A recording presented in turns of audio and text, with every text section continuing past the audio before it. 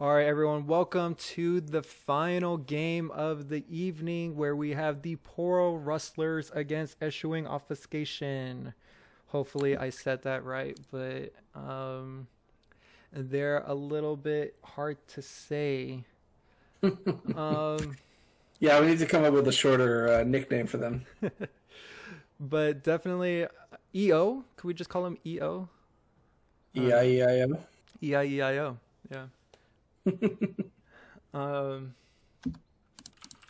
Let me just respond to this real quick. And I think we're about ready to get into picks and bans. So let me just pull that up. And we're ready to go.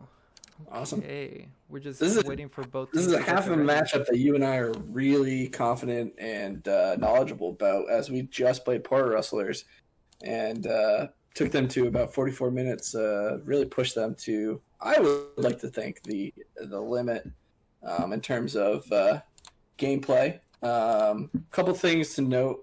Their jungler is pretty well versed in a lot of the meta junglers. Real strong Graves. Their top laner is mostly on tank duty, but can play the Mordekaiser as he did last week. And then really they're looking from Bob the Tank as their ADC to really output a lot of their damage. Really good Draven player, strong Varus, and as he showed last week, was able to output a lot of damage with the Ezreal. Yeah, it's definitely something that is I'm like you said, I'm very much looking forward to this game. As picks and bans did get underway, we see Mordekaiser getting banned out early. They did ban that as well last game, didn't they? Yeah, because nobody wants to play against it. And the Yumi. Thank you. Thank you. I don't have to watch any more Yumi games, man. Interesting that does come out on a blue side ban though. Yeah, that's a little strange. Ooh, it's both possible they don't healing play it. champions are gone. They're just going after the supports. Interesting. I wonder if the Volibear is gonna get banned here. If not, you gotta expect that to be a first pick. Yeah, I think like I said last game, I'm pretty sure that in our league, oh wow, they don't. The Ezreal is the only thing they're worried about. Okay, Interesting. I would love to see a Draven band come out here, or Draven game rather come out here. I really see what Bob can do on that. Yes, I definitely want the Poro Rustlers. They can pull out Draven or the Varus. Yeah, a lot of good options. Strong picks for him. He does have like S+ performance in range. As we see the Draven come out, I'm excited. First Draven. I told you this matchup was going to be hyped, folks. Draven I said it, and I'm an not epic lying. kill lane. Oof. What is the Eschewing Obfuscation going to be in response? Brand support. Okay. Another kill response. And the Kog'Maw, that is... I don't know about that. Yeah. If Leona connects on anybody, I'm pretty sure they just die. Kog'Maw needs to get to that late game to output the damage. Yeah. And a strong front line coming out from that Ornn. Yeah, I mean, I would play 4 tanks and a Draven, man. That might just win you this game right here. He'll have a little trouble getting through Maokai, but that's some squishy targets for him to pick on, especially in the lane phase. This lane is going to be explosive from the get-go. Yeah. They take some time with the bans as they do ban out the Silas against MG Flory. The Anivia coming out as a ban. That is the old school Anivia splash art. Yeah. Yeah, that's a solid ban that we know. Ruard, I think that's how you say his name. Plays Anivia, plays Annie, plays a bit of Echo. Those are like the big 3 for him. As we do see the Echo getting taken off, and the Graves, a very comfortable pick for their jungler as well. So 2 big comfort picks, and 2 very easy to execute champions in Leona and Ornn. They definitely are going to need some heavy AP though. They have a lot of just armor for the Trundle and the Maokai to stack here. Can he play Zoe? Ooh, I'm excited. I want to know what he can play. So we see what counters the Annie. What do you think is going to come out here? 14 seconds. Oh no. The Pantheon comes out. Wow. So they just go full Full AD. AD. This is going to make it so easy for the Maokai and the Trundle. Let's just double check, make sure that's actually the picks. Yeah, because we weren't sure last time, but apparently this is what they want, and this is how it's going to go. So Oof. they are making the game now to see how these go, but I don't see anything in the chat that says that this is not who they're going to play. Yeah, I loved their draft until that last pick, man. Like I think they just kind of panicked there at the end. They may have boxed themselves into a corner or not prioritizing the Andy for him, or I'm trying to think what else he plays. He plays Vigar. They could have played Vigar here. Actually, would have been a great pick. It's a little hard into the Andy, but yeah. I don't know. They're gonna be. It's gonna be very hard to as soon as Maokai and Trundle get their second items. This is going to go from difficult to very, very hard for Draven or Graves or Pantheon to kill anybody. You're essentially banking on snowballing the early game out of control with Draven. So expect to see Pantheon roaming down, expect to see maybe an Ornn TP and a lot of attention from Graves. They need to put Kog'Maw in the dumpster essentially and make it a 4v5. And really, really push every single little advantage that they can. I can't emphasize that this is just going to be a real difficult uphill battle for Poro Rustlers. At what point in the game at what time does Eschewing Obfuscation have enough armor on their team to just let the Poro Rustlers just have nothing in their arsenal? I think if this game gets to 28 minutes and Poro Rustlers don't have 2 inhibitors down, there's no way that they win this game. I think 28 minutes is as long as Kog'Maw isn't like so ridiculous behind that he can't even farm a side lane. I think that's pretty much where you're going to be looking if you're Poro Rustlers to have the game sewn up. Maybe if they get lucky, if they get an Infernal Soul, that could alter it a little bit because you get I think it's a magic burst coming out of that explosion. Barring that, you get maybe Elder Drake to try to turn it around. They have the engage and they have the early damage. Whether or not they have the tools to finish it off and really push it through to the end is going to be the question. On the flip side, if you can keep Kog'Maw relatively safe and not dying a million times, Maokai farms really well into Ornn. Annie's going to have her way with Pantheon, I think. There are avenues that EO can look to take advantage, put pressure, and sort of make their their sort of pivot points for them to hold on and not just give up a crazy lead. So yeah, that's kind of where I think I see both team comps breaking down. I think if it gets to 10 minutes and Draven does not have a kill yet, Poro Rustlers have lost.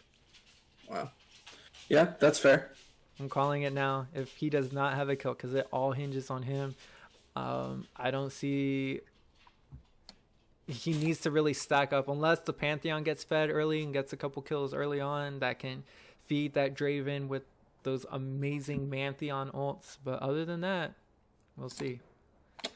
One thing I think you can look for too is Nixus, the Poro Rustlers support. He's fascinating to watch in games. He definitely has a great knowledge of the game as one of the newest players to League of Legends. He has an innate ability to find plays where he 100% dies, but his team comes out so far ahead. He is just willing to put his body out there and kind of sacrifice himself But I would say 9 out of 10 times when he's dying, they're picking up 2, 3 kills and an objective, a tower, a Drake, so that could set them up, him being that aggressive and that kind of having that wherewithal when to pick the right fights. That could really set them up for success. We are just waiting on... Oh, and they are actually in game. Yeah, I see them in 240. Game. But I'm actually not able to spectate right now. Oh, interesting. Are you in it? I'm sitting in the waiting room. Okay, let me see. It's not giving me... Oh, wait. I haven't clicked away. Okay, this should let me in. Who am I clicking? MG Flory. Okay, yeah, now I'm in the waiting room. I do think that this does kind of make it pretty easy for EO to pick their targets too. Trundle really has 1.5 good targets for his ult. But really, he strips away the armor off of Ornn, or the resistance is off Ornn, and he'll kind of melt. Maokai really has a pretty good avenue into some of these fights. There isn't a whole lot of peel for Draven. They're a very much go forward team. And so if they miss those engage opportunities, EO definitely will be able to clean up. Yeah, I'm definitely looking forward to how it turns out. We do have about a minute and a half until we get into the actual match. Until then, I am going to just play some music until we get there.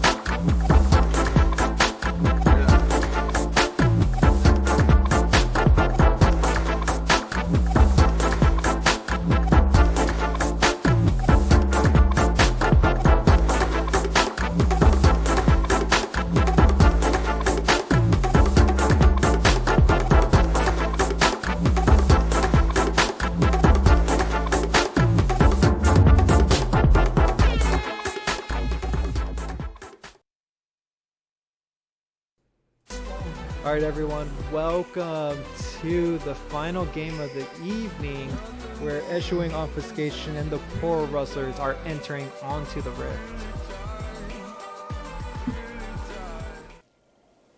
Here we go. Music is off. I'm exactly at 1 minute right now. Are you with me? Yeah. Okay. Yeah, I think we should. I think we should be live with the competitive integrity delay that could be coming up. Yeah. Yeah, pretty standard opening here. Again, wards coming out, Graves backing or walking over. I do like the recall there though to get the sweeper early for him, so he has Trundle, a chance to gank.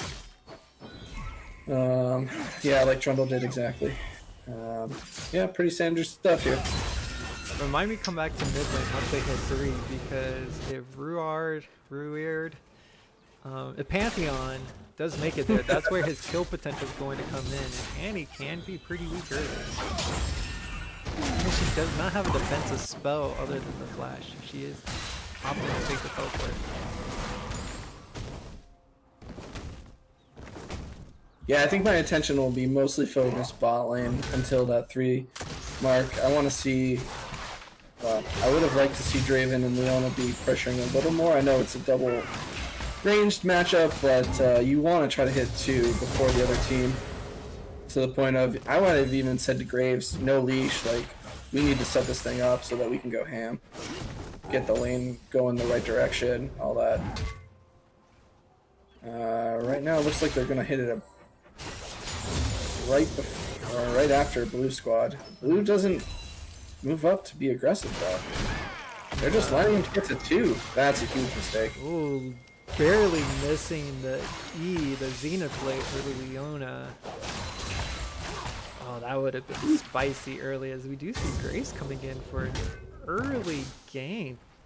Kogma has no idea. As we do see the E coming in from the Leona, the damage coming out, the flash from the heal coming out from the Kogma, the flash, and the first blood going over to the Draven. Oh my goodness. And in the first 3 minutes of the game, Draven gets his first kill. That is huge. He still has his heal. Leona still has flash. As he comes back to lane, Robbie, they better flash, jump on him as soon as he gets there. Get Draven another kill. This lane, oof, that's bad.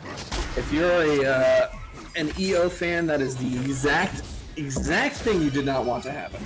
Yes, we did hype up Bob the Tank's Draven before the game started, and here it is, no respect for it, and we see the practice coming out for them. Yeah. We do see a gank coming into the top lane. The Ornn may have to flash away. Is he going to be able to? He turns around to take some extra damage, and the flash in from the Trundle as he gets the kill. And then in the mid lane, Graves coming out, doing a ton of damage, and the Ignite going down onto the Annie. The flash Ignite coming out from the Pantheon. As we did see the kill coming in from the mid, but no flash on Annie. The Graves is going to have a field day going back to that mid lane. Yeah. And honestly, the wave, if Bob wants to start them out here, he can freeze it right here. Try to freeze it. No, they're going to let it crash. They could have frozen it there and really made life difficult for Kogma and Brand. Yes, of course. But Draven still hasn't bought yet, so he does want to push it out probably, and he does get his first buy. So a lot of early action coming out as we do see a 6,000 gold lead coming over, or 600, not 6,000, 600 gold lead coming over for the red team Poro Rustlers. We see another engage from the Leona, dealing a lot of damage. No flash onto the Kog'Maw, but no flash. The heal coming out from the Draven, dealing so much damage, chasing him down, catching his axes, and he gets the kill onto the double kill. 3 kills onto the Draven. And is he going to get a 4th kill? Is this going to be over in the first 5 minutes of the game? The Zenith play coming out from the Leona onto the Trundle. Trundle does get a kill, but he's still catching his axes. He's still doing the damage. And a 4th kill coming out for the Draven. He is going to be so big when he comes back to this lane. Oh my goodness. Robbie, he is about 600 gold away from outright buying IE. Doubled the gold onto the Kog'Maw as they take the drive. He still hasn't recalled yet. He has 2850. Oh man, this is not looking good. Exactly what they needed to do, and they are doing it. And the Ocean Drake just to help them stay in lane longer. You know, one of the criticisms that the only criticism I could find is that when we played them, Poro Rustlers, Pac-Man really didn't gank a whole lot on the Graves. He is everywhere he needs to be, getting flashes left and right. And it was a level 2 game when he came in. There was just no respect from it, expecting him to go blue ground red like a standard, and not doing that at all. And think about it this way, like you can do that cheese gank on blue side because you get your red buff, which is really the only way that Graves has any sort of crowd control as a jungler.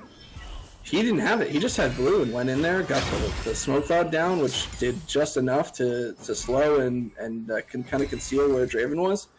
I mean, that is something else. That's a highlight reel that I don't know that we necessarily have one going, but that was quite the play there. We see a small trade coming out in the top lane, but honestly, they're just going to whack each other a few times and they're just going to back away eventually. Yep, there it is. This is very much dictated by the jungler. Although we do see Aftershock on the Maokai instead of the Grasp. I think that's probably fine for the team fights. But he may be able to hang a little more if he had Grasp. It's still a red noodle fight, let's be honest here. I think what is that Draven skin called? That one is... Oh gosh. I hope someone in the chat is going to be able to tell me what it's escaping me right now. But anyone who has that Draven skin, I'm worried about. Soul Reaver Draven, right? Okay, so honestly, any Soul Reaver Draven I see in solo queue, I'm like frightened of immediately. But that's like just like OP skin for Draven. I don't know what it is about it, but That's like the REs that don't have any skin. Those are like the ones you need to pay attention to and watch out for, because you know you're about to get wrecked. there is a roam coming out from MG Flory on the bot lane, but it is going to get sniffed out by Nixus, but he is taking a little bit of damage. Honestly, if he goes down, but he does flash away, the damage coming out from the Drake, he just doesn't care about the damage, he's just doing so much damage. The ult coming out, Kog'Maw doing a lot of return damage, and then the Pantheon ult comes in, and is that Ignite going to be enough against the Kog'Maw? And it is! Pantheon is on the board with 1 kill. Wow. That is a phenomenal response from the Red Squad. Just everybody coming down. That, I mean, Bob knew that's why he stepped up. He had the backing of his team, and he was able to really put the damage down. Yes, in the meantime, they did take the Rift Herald. They're going to use it in the top lane, but they're not going to get any more than just 2 plates. And then on the Trundle, that's just going to be him taking 2 plates. Yeah, I don't agree with that just instant use of it. I think you want to get that on Annie, if anybody. You're definitely not getting it. Influence the lanes, but Kog'Maw is not influencing the lanes. They're pushing the entire time as they're down 13 CS. Bot the tank is just having a field day on this Draven. They really needed to respect the pick. Yeah, I mean, not only did they use it top lane, but Maokai didn't even get any of those plates. You know, he was just sitting. Oof. Kog'Maw, I don't know about stepping up here. He's still only level 5. Not that his ult adds a whole lot this low, but yeah. Draven having that extra tool, that extra health, the extra... Well, they do know that they're a little bit safer to push forward because they did see the Graves in the top lane with that nice blue ward on the red. As a counter gank coming out from the Graves, as we do see a fight in the top lane, but it looks like everyone's just going to disengage with the flash getting blown from the Ornn. Yeah, a little premature on the flash, knowing that you have your jungler there. I think Ornn really wanted to actually fight that. He finds the word now. But yeah, blue team knows that they're safe on the bot side, but you're never safe with that Draven in the lane. Maokai has no mana. He can't. I don't think he has enough to even ult. No, he doesn't. He has 80 mana right now. So I think Ornn should have pushed the button on that one, really baited it in harder, and they do get the Trundle ult out, but I think that could have been a really good 2v2 for them. I think they win that every time.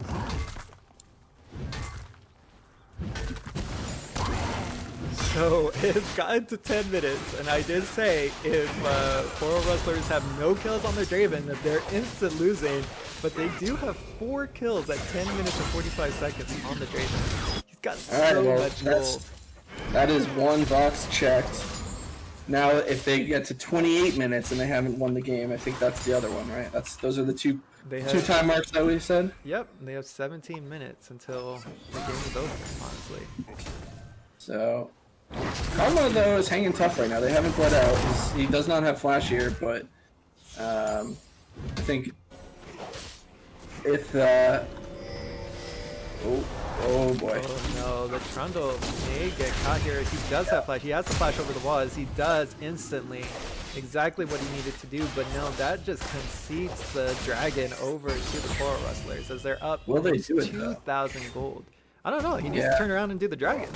Yeah, they should. I mean, Trundle has no flash. Kog'Maw is back, but I mean, Vamp Step and a Cull and a Dagger. I think they're waiting for the fight to come out, but honestly, just do it. Yeah, they actually kind of lost their window when Brand wasn't there. So now it's even numbered. It's not really an even fight, but it's even numbers. They're still lollygagging around here.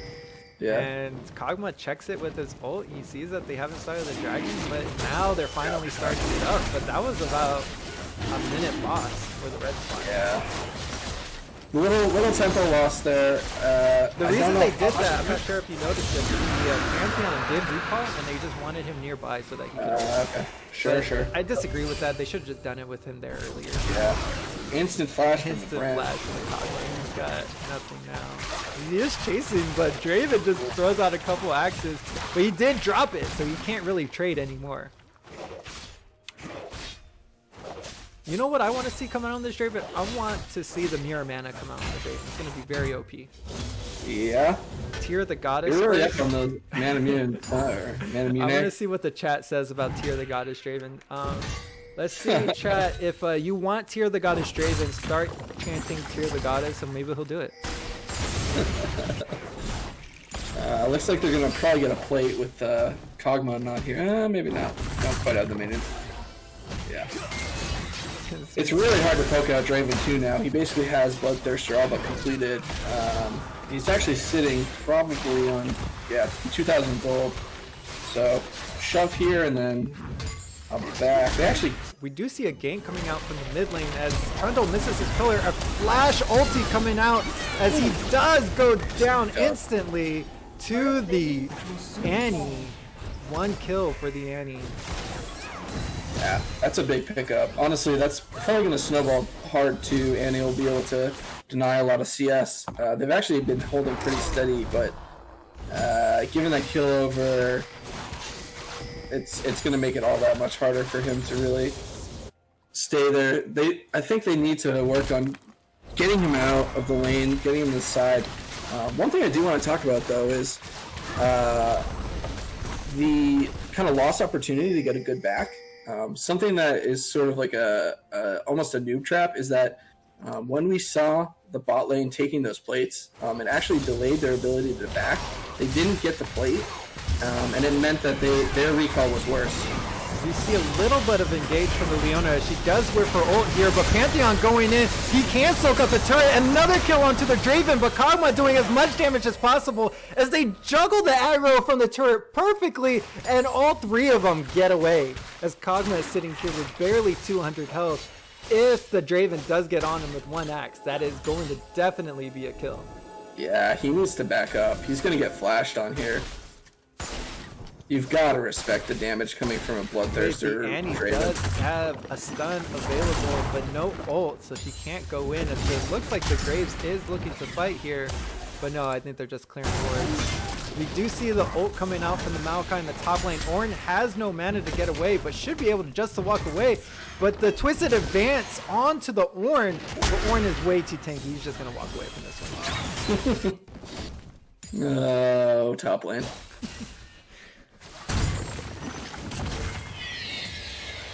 There haven't been too many skill champs in the top lane. No, we've seen some Aatrox, a little bit of, I don't know how you feel about whether Mordekaiser's a skill champ, but he's kind of there. Yeah, it's mostly been tanks, which makes sense. We have a lot of newer players in the top lane. We're seeing some roams, though, getting mid lane, a little mid lane attention from the red side bot lane. Yeah, Draven definitely wants to go in there. No vision coming out, and he is going to get flanked. This is going to be, and then the ult comes out from this. He has no way to get away from this now. The damage, he's just going to walk under the turret. He does flash, but the Zhonya's comes out. And then the flash in for the Leona is not going to be a bait. And he does go down to the turret. And the Annie with the outplay in the mid lane. Tragic. Flashed into range, but could not get within range to get the ignite off. As we see the Graves coming in to do some damage against the Maokai, the ult coming out from the Ornn as he waits, and then the damage in return from the onto the Graves as Graves takes too much, and he does have to get out. A great outplay as well from Charge Lord on the Maokai in the top lane. Maokai is a silly champion. Easily 1v2ing there with only 1 item. One thing that we did miss while all that action was happening was Kog'Maw actually ended up taking the tower, which puts a lot of gold in his bank. He does have enough to get and finish his Blade of the Rune King now, which is, it's not a huge power spike for him, but it's not bad. Yep, time is running out for the Poro Rustlers. Again, it was that last mid lane pick. It's a good pick into Annie, but is it going to cost your team? Yeah. See a little trap being set up here. Yeah, and Trundle's still holding on to the Rift Herald, but he walks, the Pantheon walks into it, but no one was paying attention. He does not get punished for it. Takes about a quarter of his health and damage. Yeah, unfortunately Annie walked away in that moment and let him basically survive He's that. looking for the Draven. They do have to feel for the Draven, and Draven can't get into the fight. As we see the Ornn going in, but not doing enough damage. And the shutdown onto the Draven as he goes down. Red team is just getting demolished. And they're going down. Pantheon goes down next. Double kill onto the Trundle. And they do start to take this Drake. You do see it start to come around as they have now a 2,000 gold lead onto Eschewing Obfuscation. 0 peel for the Draven. He's basically off on the side by himself with Ornn, and that's not the fight you want to set up if you're this team. You gotta get a pick. You gotta get there before the other team. They get vision down, and use that giant advantage you have in your ADC. Where we're seeing what's the second Herald called? It's not Shelly, right? It's Shirley. I didn't know there was a second name. I've always known it as Shelly. As we see him engage from the Leona, as Bob the Tank gets another kill onto his Draven, as we see the Pantheon coming in, a lot of damage going onto the Trundle, shutdown onto the Trundle for the Pantheon, as Leona is 1v1ing this Kog'Maw as he just trots away, but if he flashes, he is going to get on there. He does flash. Does he have stun available? And he does. And Pac-Man Monarch does get the kill with the Graves onto the Kog'Maw. 0-4 on the Kog'Maw now. As they do kill Tibbers, and they are going to pressure this lane. As we see the Ornn ult coming out as the Annie flashes into the Ornn ult, but does get a safe distance away. A lot of damage as we do see a push in the top lane coming out from the Maokai, but a 5-man strong push coming into the bot lane for the Poro Rustlers. And that's exactly the kind of fight that Red Team wants to have, right? You have them trickling in, you take your advantage where you can. A little overstay from the Annie. But a lot of damage. The Brand's ult is going to do some work, and then the shutdown for the Draven onto the Annie. That was a great Zhonya's, and he did some damage coming out of the Zhonya's, but it wasn't enough to end it. That's another wet noodle fight coming out in the top lane. I don't see anything special happening over there. You see the ult coming out. Actually, they may start to fight this out until the end. They're playing the game with Chicken, but Ornn is going down. He plays Chicken as he flashes away with about 400 health on his bar. I think that's the difference between having a completed Sunfire. I mean, unfortunately, the armor is starting to come out for Eschewing Obfuscation. We do see the Sunfire Cape and the Ninja Tabby in the top lane, the Ninja Tabby and the Frozen Heart in the jungle, the Zhonya's in the mid lane, and just more damage coming out for Brand. He doesn't fear a thing. As we say that, Draven does have his IE now, but I don't know. This is going to get a lot harder for him to navigate these fights. If he gets the armor penetration that he needs, I see something coming out as the Pantheon does engage onto the Maokai. Maokai has no ulti available, does have flash, but is fighting the Ornn, trying to get a kill onto the Ornn. Ornn is extremely low, but he has to fall back as he flashes away from the Pantheon. Pantheon jumps in with the stun. Leona comes in. Is she going to take the kill? No, they're going to give it over to the Draven. But no, Pantheon does get the final hit onto the Maokai as they start to push down the top lane. Actually, they may go and try to pull out a Baron as the Eschewing Obfuscation team does start to push the mid lane. Maybe trade the outer top for the inner mid, but not the best call as the Annie with the camp coming on to the Pantheon. He is negating a lot of damage, but he does get taken down in the end by the Kog'Maw. First kill for the Kog'Maw this game. That's huge. I mean, they got a lot of gold out of that. As we see, the blue team is actually splitting the red team in half in their jungle, as the Trundle is kind of getting collapsed on, but any way they go, it will be a 5v2. No, they decide to go safe, to come together with their team, and the Trundle does take away the red buff. Yeah, that could have been an awkward moment for both squads, just kind of awkwardly finding each other in the red side quadrant of the jungle.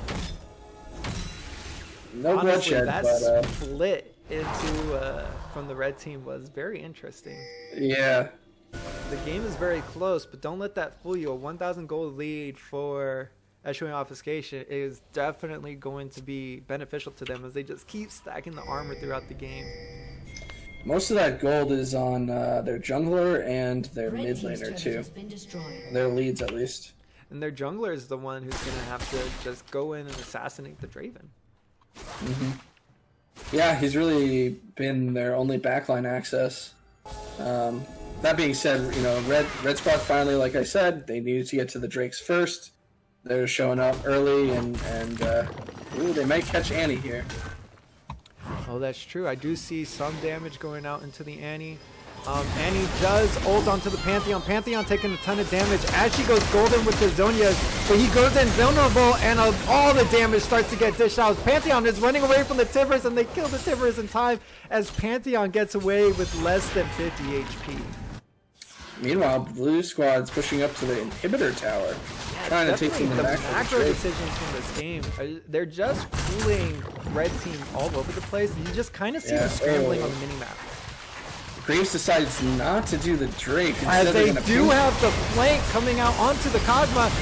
Kog'Maw going down extremely low. Brand getting taken out into the mid lane as Trundle does dive onto the Draven. Draven going down 100 HP left to him.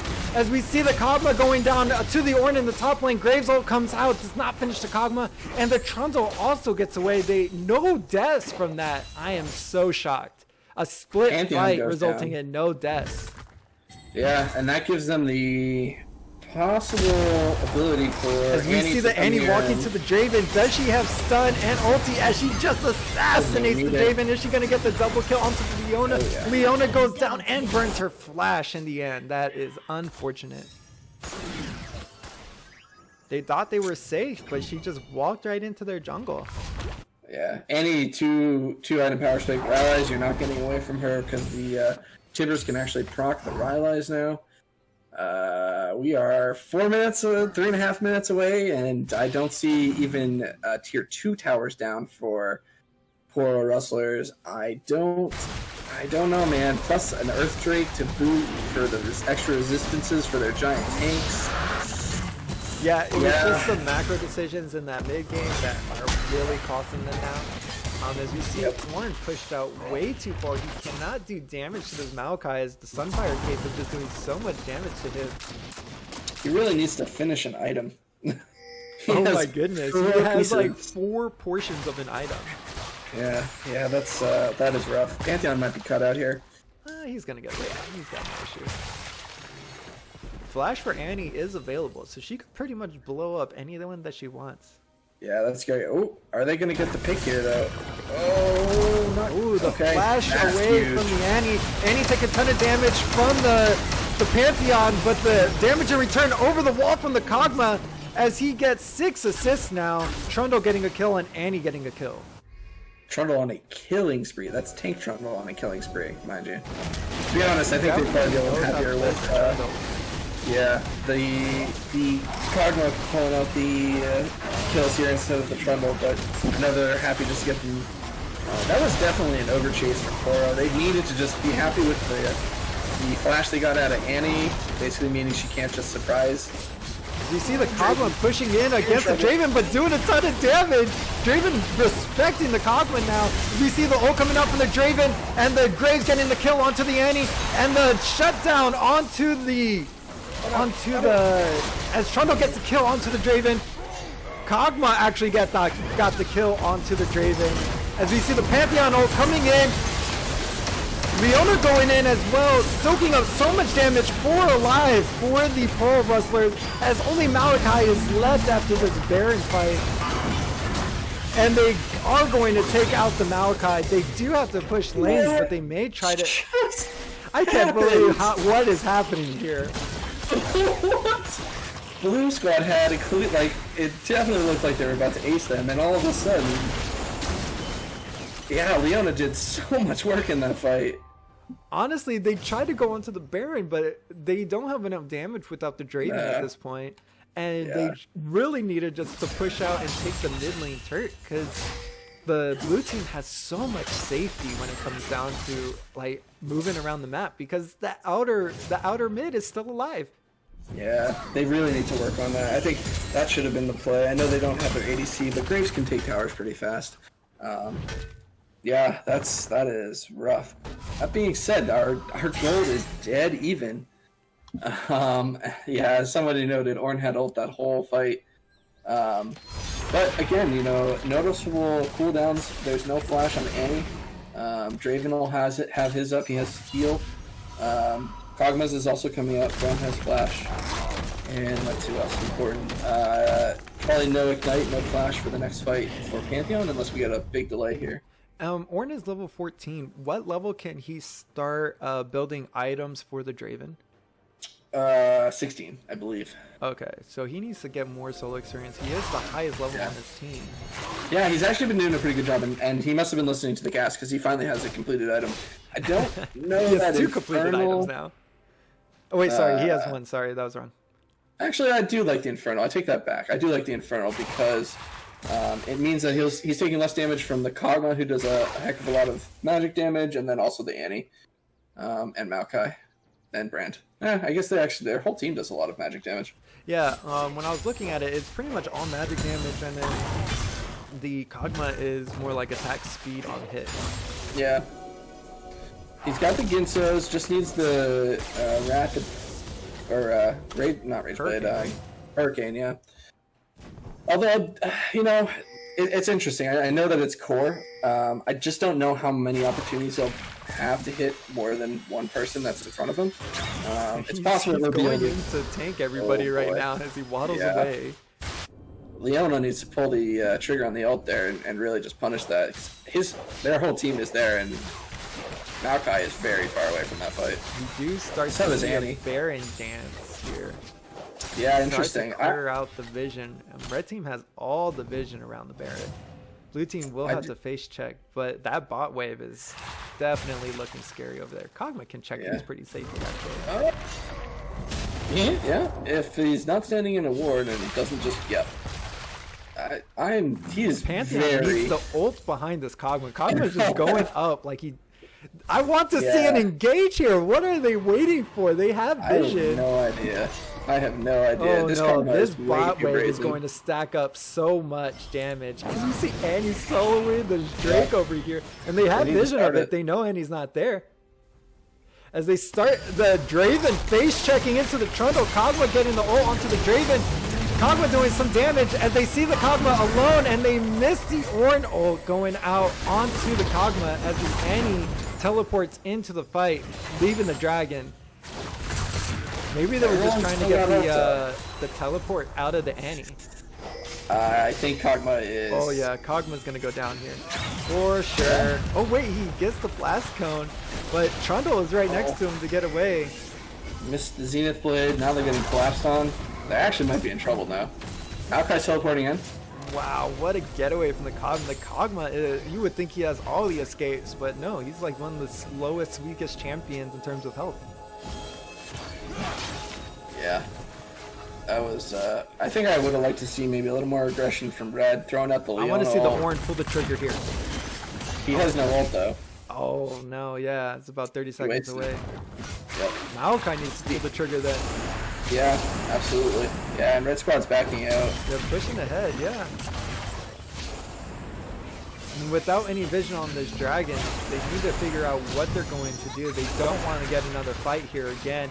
We see any of this stun and flash and ult available.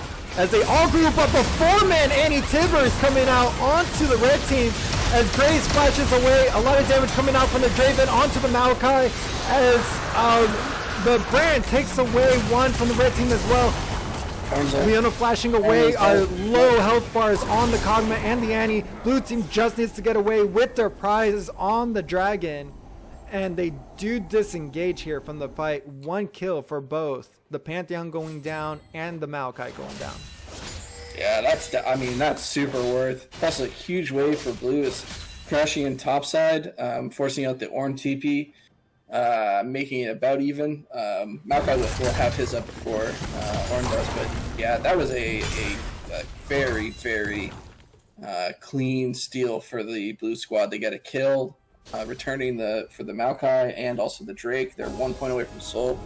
If they get Soul, there's no way that they're going to be able to lose this game. Honestly, I actually think that at this point it's really, really hard for Red Squad outside of getting a random picking Annie off who's like sitting in a bush somewhere. Or yeah, she's been getting some very clean engages, as we just saw 4-man Tibbers onto key members for the Poro Rustlers, but they do enjoy a 700 gold lead still at this time. Yeah, I think, when it comes down to this, it's really about the scaling and the itemization. And the gold is this, even though the Draven has Kog'Maw doesn't care. He's doing damage onto the Pantheon as he chases him. The Pantheon just barely gets away there. He is going to have to recall to heal up. He Kog'Maw has also his flashed items. as well.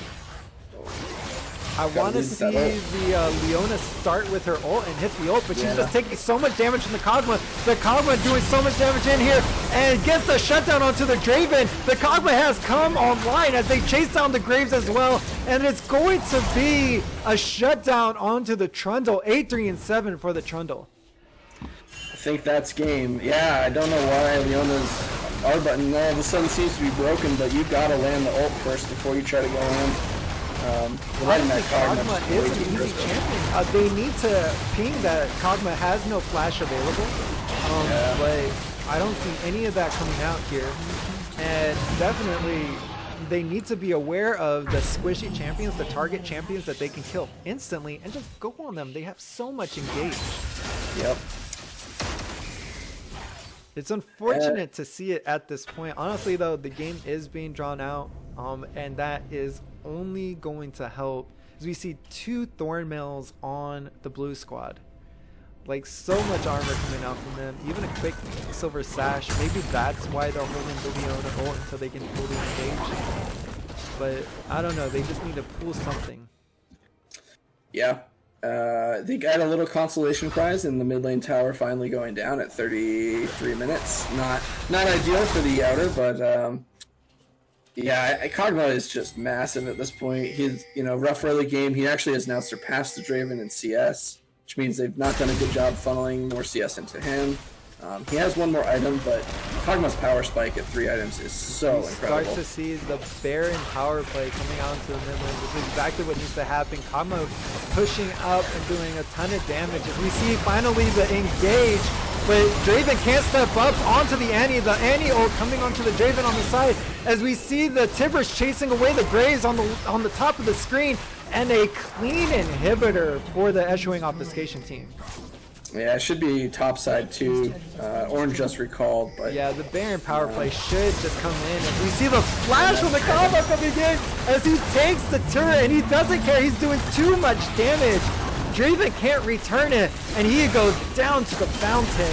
As we see the engage under the turret, as the blue team takes away the turret, the Maokai ult comes down as the red team is just running at the point. They can't do any damage to the blue squad as they just keep trotting into their base. They're so scared of the Annie Tibbers coming out. As the flash comes out from the Annie and the Trundle pillar coming out, Pantheon going on to the Annie. Annie goes golden with the Zonias, negating all of that damage. As they take an inhibitor on the Nexus, this has to be the final push as Graves engage onto the Kog'Maw below as the ulti comes out into the top.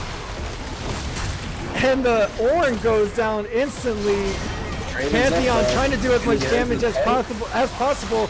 Draven comes out alive and gets a kill onto the Kog'Maw, only to be sent back to the fountain. And this is GG. Eschewing Obfuscation holds on to first place. Wow, what a game! That was fantastic. Just as we said, the 2 top teams in our league, absolutely pulling out in the Kog'Maw, fantastic. Annie just doing a lot of work in the early game to keep them from absolutely snowballing out of control. Man, MVP talk time. I don't know. It's gonna be a tough decision here. I saw a lot of chants in the chat for Trundle MVP. Yeah, I think I'm gonna have to agree. He was there. He did his job. He beat everybody to the punch. He last hit better than anybody else on the team to get those kills. What are you going to do when they fall into the early, those early last hits and your ADC can't get them? You just got to say, Along with that, and I wasn't paying enough attention to this, so maybe the viewers could call that out as well, but the best person that Trundle could ult in any of these fights is the Ornn. There's only one target, that Ornn, and as soon as he ults the Ornn can't tank anymore for his team. Yeah, Kog'Maw's just gonna melt him. Okay, so we are going to be joined by Charge Lord, the Maokai top lane. Let me just set up the interview. And he'll be here any moment. Let's see him. Is he in yet? All right, Charge Lord, can you hear us? Yes, I can. Okay, awesome. So, How you doing? How you feeling? No, that's that last team fight. Still got some nerves shaking out from that. That was really good. that was such an exciting game. My hands were on my head the entire time. I just could not believe what was happening. It was just all over the place. And okay, I want to get your thoughts on this.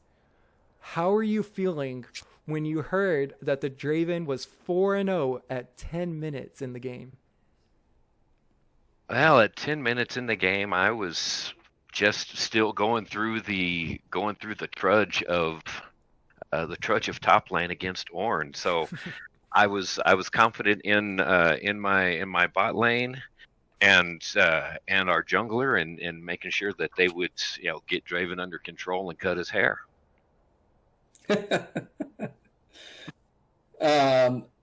So, and as you know, we talked a lot about the wet noodle fight top lane, but I want to take you back right before you guys basically won the game.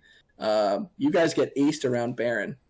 What was going through your guys' heads then? What were the comms like? Like, how did you kind of collect yourselves? Oh, the comms we just regrouped. Just a couple words amongst each other while I tried to tank everybody out and slow things down. But we just got back to base and reset. We knew we had at that point had a better team comp for late game fights, and that as long as we kept a handle on Draven first and then go after Pantheon, that we'd be okay with continuing on and closing the match out. I want to take you back to one of the dragon fights. I think it was either the Soul Drake or the third dragon, where MG Flory on Annie got a 4-man Tibber stun. What was said? Honestly, that has to be an exciting turn in the match to get Soul Point and to also or to get Soul Drake and to also do that much damage to make such a key play in that situation. What did you guys say at that point? Did you know it was going to be game over? We didn't quite know it was going to be game over. We were seeing the light at the end of the tunnel, but we just said, hey, we got to stick with our game plan, keep our vision, mark our team fights, and keep our pressure up. When he got that 4-man ult, that was just a beautiful shot. It was just pretty. Rogue Otters, do you have another question? Yeah, during the draft phase, were you guys talking at all about the fact that they did go all AD? They had very little magic damage coming out? We didn't so much talk about it during the draft phase. They actually drafted just the way that we pushed them to what we wanted to do. We had talked about it and game planned it for the last week on what we were going to do for our bands and our first picks to get them going right where we wanted them. The only outlier pick that we weren't expecting for this was the Draven. Mm-hmm. We knew that their top laner, he plays Maokai like I do, and he also focuses on Mordekaiser, and so we knew that if we banned Mord and then they didn't ban Maokai, that we knew we had a pretty good indication that he'd go Ornn. And then we could just focus on jungle after that and push them out to their secondary choices. I thought it was definitely an exciting game. You guys made a lot of key plays to get into to take it to the end. We were worried after the Draven did go 4-0, but honestly, it's a tough call for Rogue Otters and myself. but Charge Lord, which of the players on your team would you give MVP to?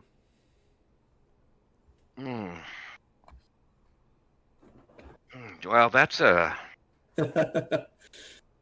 kind of a tough one. I mean, MG Flory, his Annie is crazy, but Eric, our bottom line, our ADC, he's just been so clutch and always putting up such good games with the damage output and the kills to do what an AD carry's supposed to do and carry the game for us.